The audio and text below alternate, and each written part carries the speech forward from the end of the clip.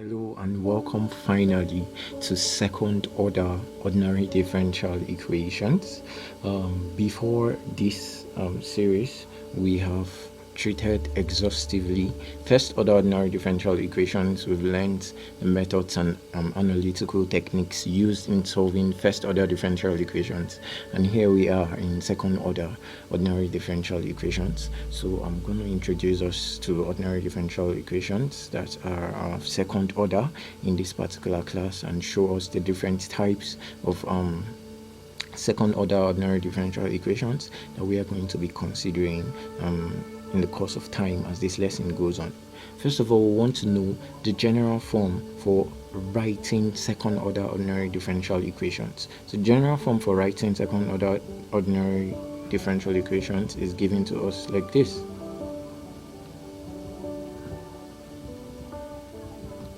It's a of t then y prime prime plus b of t y prime plus c of t y is equal to f of t.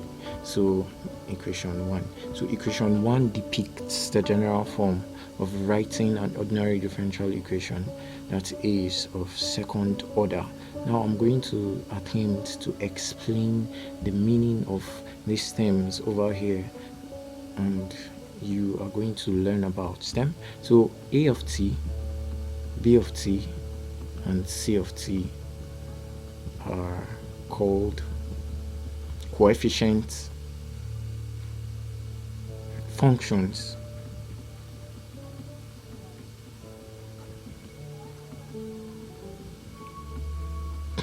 Okay, coefficient functions. So f of t itself is called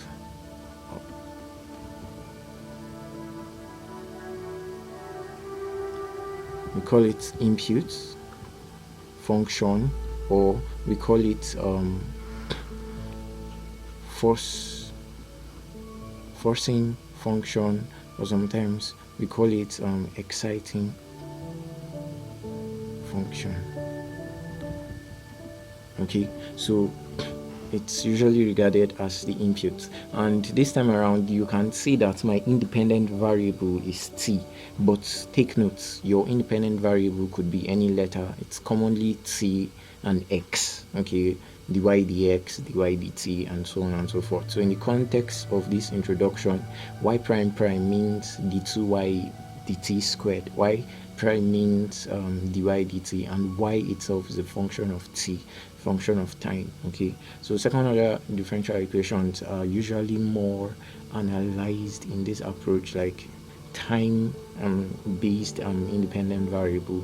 Okay, it's not as if we can't use the displacement, which is x, so but we normally work with t. So the next thing is, after introducing us to the general way of writing second order differential equations, so you now want to know, okay, what next? Okay, so since I've told you that a of t, b of t, and c of t are called coefficient functions, as you can see, they are the coefficients of the derivative terms.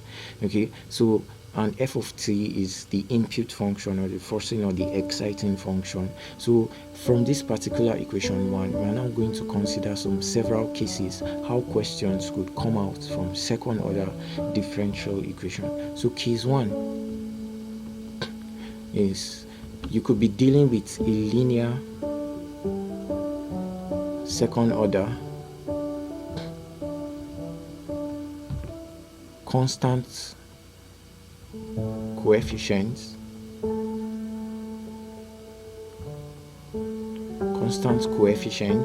then homogeneous ordinary differential equation. So all this particular terminology is used to describe case 1. So for case 1, we have linear second order constant coefficient homogeneous ordinary differential equation, and the general form for that is ay prime prime plus by prime plus cy is equal to 0. So the a, b, and c now, they are no more coefficient functions, they are actually constants, okay, because of this particular terminology over here. So the linear is just trying to tell us that, of course, you can see this differential equation is definitely linear. There is no term in this differential equation, according to how we described in the first video of this course, that breaks the law of linearity in this particular differential equation. And thirdly, the homogeneous aspect is the fact that the right hand side of this differential equation is equal to 0. Now, most of what we are going to be dealing with most of the times in second order differential equation will require us to analyze the homogeneous aspects of the solutions of the second order differential equations. In fact, let me generalize it to higher order differential equations. You want to generalize or get what we call a homogeneous solution, okay, y subscript h. Now, to get a homogeneous solution for this particular differential equation, or to find the solution of the differential equation, you need to be able to use the method of auxiliary equations, okay, or your characteristic polynomial to resolve the solution, which in this case is a homogeneous solution. So how do we go about developing the characteristic equation or characteristic polynomial or auxiliary equation for this particular homogeneous linear constant coefficient second order ordinary differential equation? Now, the way to do it is we are going to guess a solution. Y is equal to, let me say, a exponential st. So a and s are both constants, but constants in different contexts. A is an arbitrary constant, and s is a constant that is going to stand for the root of the auxiliary equation. Okay, so take note of that. If I call this 3a, for instance, you can now agree with me that y prime will be a s exponential st. That's when we differentiate. 3b, and if I differentiate again, y prime prime is going to be what? Of course, as square exponential st. Okay, equation 3c. Now, what can you notice?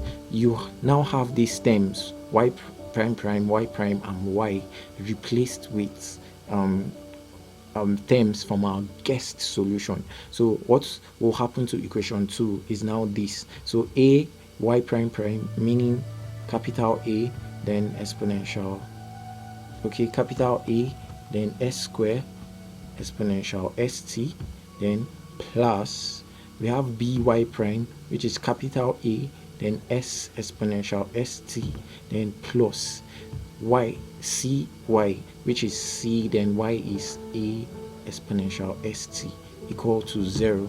Okay, so remember, we are on the way to develop our characteristic polynomial or characteristics equation, because this is how you're going to use to solve any second order differential equation. You need to generate the characteristic polynomial and characteristic equation or auxiliary equation. Now, you can observe that in this particular equation over here, some things are common, so you're going to factor out. This is how I'm going to do it. As square plus bs plus c all into capital A exponential st is equal to 0. Okay, because capital A exponential st is actually common in all the terms. So for this particular equation here, we have to note strictly, okay, note strictly that a exponential st is not equal to 0.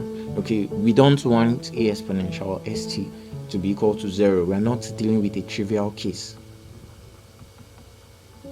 Okay, so for a exponential st not equal to 0, remember, anytime you're dealing with two products, b times a is equal to 0, you say b is equal to 0 or a is equal to 0. So it's the same thing that's happening here. This times this is equal to 0. So either this is equal to 0 or this is equal to 0. But since we have established that this is not equal to 0, that means this guy over here has to be equal to 0 for this identity on the right hand side to exist. So the implication is that as squared plus bs plus c, okay, is equal to 0. So this is what we call the auxiliary equation. Let me call this equation 4. Equation 4 is auxiliary equation. I hope I spelled it correctly, but you could help me verify, or let me just use a double L, auxiliary equation or characteristic equation, or sometimes we call it equilibrium.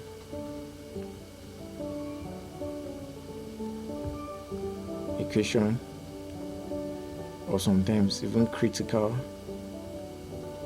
equation. Okay, just all those fancy names that we normally call it, but you hear me emphasizing mostly on this particular two, the auxiliary equation or the characteristic equation. So the essence of having the auxiliary equation is for you to solve and find the values of S that will satisfy this particular equality over here, of which you can use of course the almighty formula, which is going to give me minus b plus or minus the square root of b squared minus 4ac over 2a. So from this particular stuff, you're going to get two roots. Okay, two roots will be obtained. So once you have obtained two roots, say S1 and S2, you're now going to begin your analysis in this way. Now, there are various cases you have to consider. So inside this particular case of second order differential equation that we're considering, we're going to consider several other cases. So case 1 is when you have unique, or let me call it distinct and real roots. So distinct and real roots arise when S1 and S2 are actually different from each other, but they are actually real numbers at the same time. Okay, I hope you know what real numbers mean. So in the case when you have solved the characteristic equation and you obtained the values of the roots, which in this case there will be two roots. When you solve a second order differential equation, there will be two roots, okay, of the characteristic equation. When you solve a second order differential equation, how many roots are we expecting? That's right, two roots. When you solve third order, you're expecting three roots. When you solve fourth order, you're expecting four roots, and so on and so forth. Is that okay? So when you solve and you discover that you have distinct and real roots, you're going to format your homogeneous solution in this way. Your homogeneous solution is going to be, we have C1 exponential S1t plus C2 exponential S2t. Another person can say A exponential S1t plus B exponential S2t. So this is going to be the format of your homogeneous solution. So whenever we are dealing with a question that is fully like in this form, okay, when the right hand side is 0, you don't need to write y subscript h as your solution. You can just write it as y, okay. But whenever you're dealing with a scenario where f of t appears here, or a particular function of the independent variable, then that's when you have to bring in your y of h. You have to solve for homogeneous part. Don't worry, I'll come to this later on. So what I'm just trying to say is that in this particular case, we are going to have y, sorry about that, we're just going to have our y as this value over here, C1 exponential S1t plus C2 exponential S2t. So where S1 and S2 will be replaced by the values you obtained after solving this quadratic equation. So this is case 1, distinct and real roots. So case 2, for case 2, we are now considering the scenario where we now have a unique roots appearing when you solve the characteristic equation. That means equal roots and real. Okay, that means the roots that we obtained is such that S1 is equal to S2, and both of them belongs to the set of real numbers Is that okay? So if we solve our differential equation and we obtain that the roots are the same and they are both real numbers, our general solution or primitive is going to be formatted in this way. So we'll have c1 exponential s1t, then plus c2t exponential s1t. So you might be wondering, why didn't I write s2 in this particular place? I didn't write s2 because in this context they are equal. Is that okay? So anytime that you have real roots that are actually repeated, so we call them equal roots, or another language is repeated roots. Okay, as far as the roots repeat, you're just going to keep adding this variable. See, for instance, if you solve a characteristic equation in 3 degrees, for instance, you're going to get s1, s2 and s3. For instance, if s1 is equal to s2 and is equal to s3, then you're going to format your solution in this form: c1 exponential s1t plus c2t exponential s2t, and plus c3t square exponential s3t. Okay, where s1, s2 and s3 are all the same values, so I can actually use s1, and s1 here. So you can see that anytime you have equal roots, repeated roots that are real, you have to attach the independent variable as a multiple to the exponential when you're repeating the same stuff. So you get to discover later that this also works. Okay, but that will be much later when we are doing some proofs on uniqueness and existence. So the third case I want to consider is where we have a complex root in the form our s is equal to a plus jb. Okay, so whenever we have a complex root, and where do we get the complex root? Sometimes when you solve this characteristic equation, you're going to discover that you end up with a complex number. Okay, so when you get that complex number, you'll be wondering, how is it that I actually obtained, or how will I obtain my solution, or how am I going to represent my solution? So in this context, y is going to be represented in this form. Now we have the real part as a and the imaginary part as b, so you format y as exponential real parts first, at, then open brackets, your arbitrary constant c1 cos bt plus c2 sine bt. Is that okay? So you get to discover later on when you're doing frequency domain analysis that when we have complex roots, it actually means damped oscillation, and damped oscillation is actually the product of an exponential term with a trigonometric term. That's what causes damped oscillation. Okay, damped oscillation. So forget about too much grammars. Anytime you have a complex number, then this is how your solution is going to be expressed. Okay, all you just need to do is to fill the real part on the exponential term, then the multiple on the trigonometric part term is going to correspond to the imaginary part, or the imaginary part of the complex equation that you got. Okay, there is another case that I wouldn't have considered, but let me just consider it as case 3b. Case 3b, we have a complex root with only imaginary parts.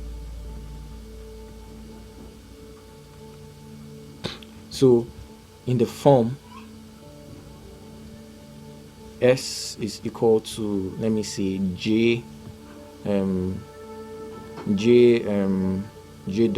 for instance. So for instance, you solve or s is equal to plus or minus jw. Okay, plus, and this particular place is plus or minus. Okay, s is equal to a plus or minus jb. Sorry, I skipped the minus initially. So when you solve this particular characteristic equation over here, and for instance you get only the imaginary part, meaning that the real part is 0, it's just going to be like a copy of this particular one. The only thing that will change is that there will be no exponential term. So you have c1 cos omega t.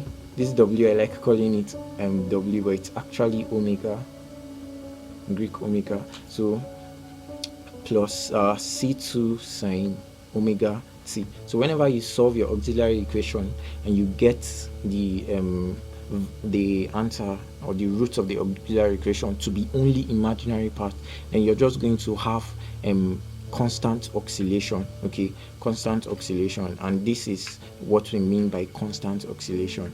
Okay, or did I said constant oscillation? I actually meant undamped oscillation. Undamped. So this is undamped oscillation. So whenever you have only an imaginary part, okay, your solution, your general solution will be an undamped oscillation. An undamped oscillation is usually the combination of trigonometric terms like sines and cosines with same frequency and so on and so forth. Then this one where you have damped oscillation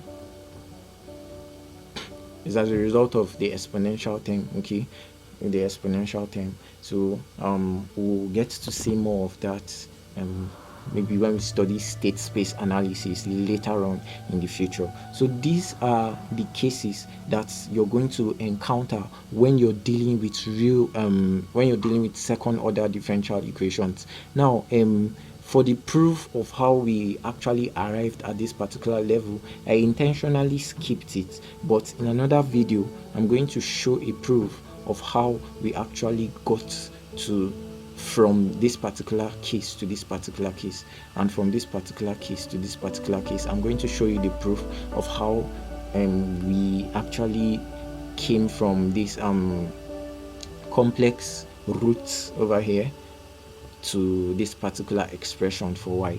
Okay, so that will be in another video, but I just want you to know that for introduction's sake, this is how you're going to be formatting your solution. And I believe if you've been in class 1 or 2 times, you are just using this video to refresh your memory. So quickly, I'm going to consider the second case, okay, of second order differential equations that you may probably be asked in class. So the second case of second order differential equation that you will probably be asked, case 2, is when you're dealing with a linear, okay, linear constant coefficients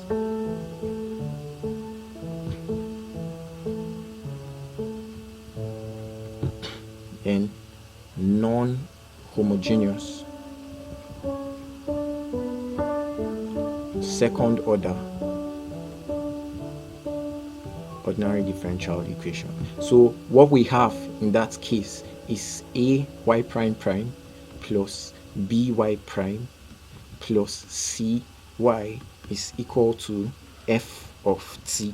Let's assume that t is our independent variable. So to solve these particular differential equations, a, b, and c are also constants, but this time around, instead of having 0, we are having a function, let me say some elementary functions given to us on this particular right hand side, okay, or products of elementary functions such as a trigonometric and an exponential, or polynomial and logarithmic functions, and so forth. So you're just giving some expressions on this right hand side instead of 0. So you now be wondering, how are we going to get y?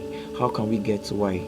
Okay, y in this case is going to be yh plus yp. Okay, yh plus yp. Yh is homogeneous solution. So to get yh, you're going to solve this particular one as if the right hand side was equal to 0. So that will give you yh, and yp can be determined by a number of methods. So 2 common methods for determining yp. How do we determine yp? So 2 methods. Method 1 is we can use undetermined coefficients, and we can use variation of parameters.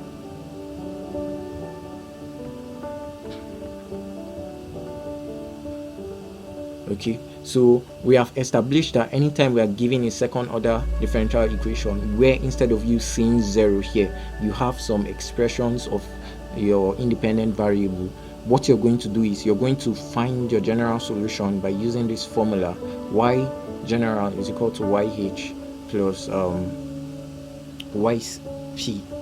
Is that okay?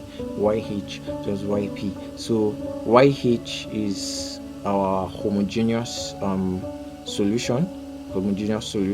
So homogeneous solution is actually the solution as where you're going to solve this particular question, assuming that the right hand side is equal to 0. Okay, then your yp, your particular integral, is actually going to be solved either using undetermined coefficient or variation of parameters. So we have the homogeneous parts or complementary solution, then you now have particular integral.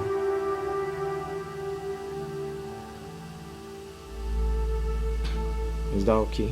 So complementary solution and particular integral. So you are going to be shown how to solve these particular problems much later, so you don't have to worry. Undetermined coefficient and variation of parameters are usually easy, okay, concepts. So this brings us to the end of this particular video. I would have treated case 3, and you'll be wondering what will case 3 look like. Well, case 3 might be beyond the scope of our time for now. In case 3, we are looking at a non-linear and perhaps not constant coefficient and non-homogeneous ordinary differential equation. So that one gets more complicated, and this is when you are now going to be using different techniques, Euler-Cauchy's techniques, and some other fancy methods of solving, other fancy methods and algorithms to reduce your second order differential equation that is non-linear with non-constant coefficients, and to find the answer. But just for the sake of time, we are going to dwell on homogeneous second order and non-homogeneous second order, and we are going to establish in the body of this course undetermined coefficients method and variation of parameters method when the right hand side is not equal to 0. So we're going to see how to apply those techniques to finding the solutions of second order ordinary differential equations. So thank you for watching so far. Please stay tuned, like, subscribe, share, hit the notification to stay updated. In the next video, I'll begin to solve some problems on homogeneous parts, which is case 1, so that we'll see how to apply all that we've learned in this video, and subsequently we'll dive into non-homogeneous differential equations so that you can see how to solve the non-homogeneous second order linear constant coefficient ordinary differential equation. So thank you very much for watching, and stay tuned, stay safe, peace.